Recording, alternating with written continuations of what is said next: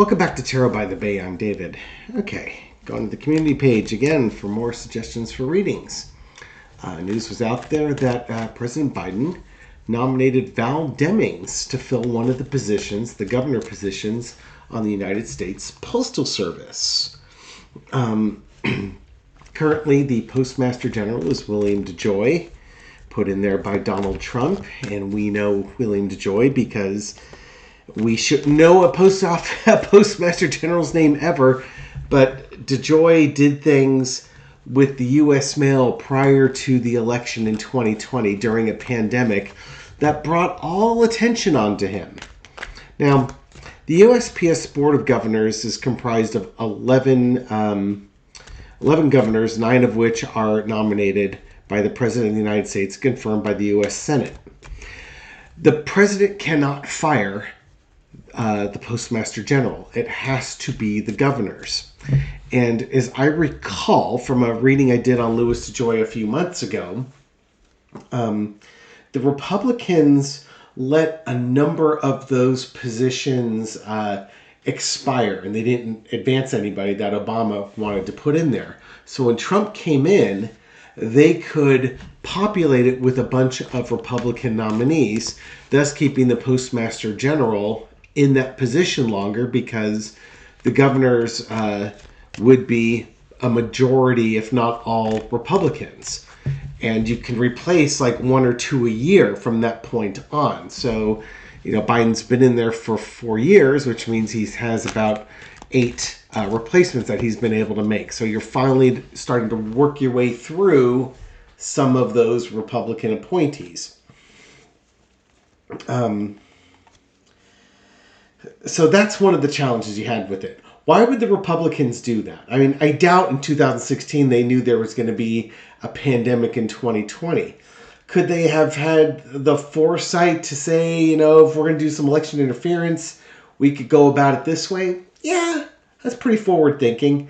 Honestly, to me, what it was more like was that DeJoy runs a shipping company, and if he's in charge of the post office, he knows what the post office is going to do, which gives his shipping company a business advantage. I also believe that the GOP has been trying for a long time to privatize organizations. Now, the post office, I don't believe is... I want to say it used to be under the federal government, and forgive me, this is before my time, but they're kind of independent, but not fully independent. But that would be something that, the American oligarchs would like to privatize, just like Social Security and other things like that. They want to privatize that because then they can make all the money off of it. But now we've got Val Demings coming in. So I want to read on the energy of Val Demings, and then I want to read on Louis DeJoy, because I think Louis DeJoy's last year as the Postmaster General is going to be this year. Okay? Entertainment purposes only. Come on down. Let's see what we got. Val Demings, you're going to the post office. You're going to be a governor. Maybe not of Georgia or someplace like that, but you will be a governor of the USPS. Foundation of the reading is the King of Cups. Excuse me. I'm just kind of trying to clear my throat. I'm still a little croupy from my COVID here. Biden's the one that nominates her. Biden can't do anything about the Postmaster General, just as a reminder. And this is what you reap what you sow. It's also a card of evaluation, looking at values. This could be a reward for all the work that Val Demings has done over the years. It's another feather in her cap, or something to put on her resume that's going to help her out. Underneath it all is the Nine of Wands. Yeah, somebody's going to start getting nervous here. This may not, and this obviously, these will be some of Biden's last appointees in here. But you've got to, there's something underneath here where somebody's been waiting for the other shoe to drop. And I think the other shoe is about to drop. I also think that other intuitives have said this with DeJoy. They warned him no funny business because they got their eye on him, and they can make life very difficult for him if he wants to do funny business. But yeah. In the past, Page of Pentacles, Val Demings has done a remarkable job for the Democratic Party, getting out votes, fundraising, doing stuff along those lines. She hasn't had the political success in her runs, but she is well known for the efforts that she put in 2020. Okay, quick break just to do research on her. So she's Florida, 10th District. She served 3 terms in the House of Representatives, and in 2022 she lost to Marco Rubio when she made a Senate run. Okay, so, but she's had a great career as a police chief and a politician. She's done a lot. So in the past, I think this is she's done a lot to help Democrats in getting the vote out and stuff like that. I think this is just kind of a a continuation of her progress in her political career. Current situation is the King of Swords. Okay, so I think the way I might read into this is, again, Val Demings was a police chief, amongst other things. So, you're going to come in here with that district attorney type vibe. She's not going to be somebody who's going to come in and be quiet and passive. I think she's going to be somebody who comes in and takes charge. And there's a bit of an executioner vibe coming from this card in this position, given the situation that we've got, that we've had with the U.S. Postal Service. She's going to be very no nonsense. Overarching energy is the Magician. It might not be the end of DeJoy's career, but I think any freelancing DeJoy might be doing is going to be put under control. To be honest, if somehow a Democrat does not win the White House, I think the governors might remove DeJoy, but, do they put in somebody worse? It's hard to say when you start getting political with a position that should never have been political in the first place.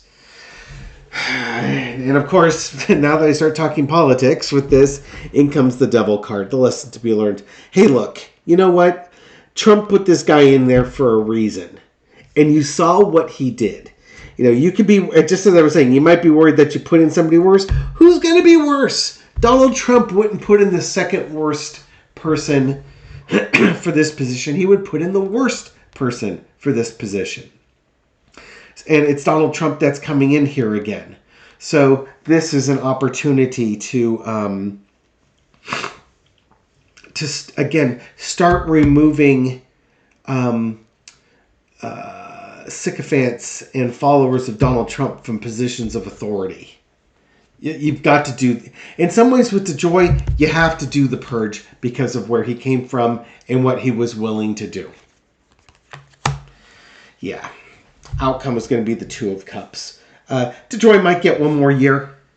It's on here, but I think she's going to come in and she knows she has a job. There's going to be a job to do. I don't see DeJoy being long-lived in this position as this two of Cups come in. These are the two new Biden governorship appointees coming in there. And I think that's going to, that should about do it. I thought Biden had like a 5-4 appointee advantage at this point. Maybe the other 2 points that the other 11 the other 2 individuals that make up the 9, or I should say there's 11 individuals, 9 governors, and 2 others. I don't know who the 2 others are. This article isn't talking about that.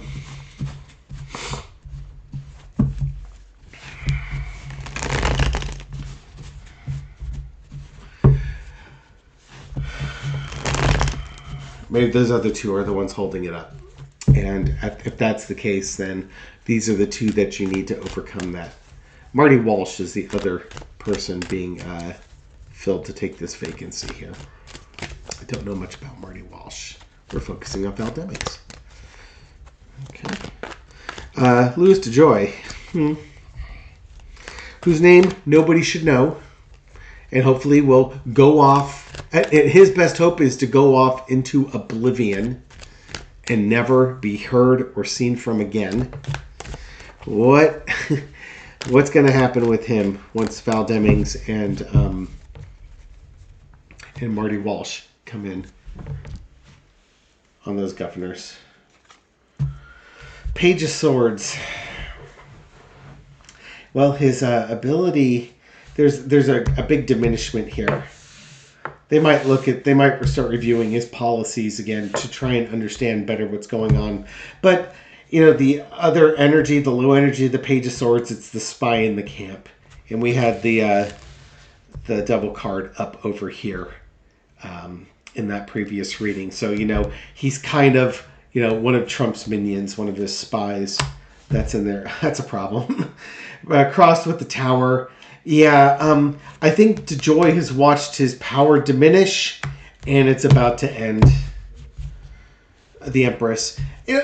Don't cry this guy a river. He's a millionaire several times over, and he has benefited from this position. And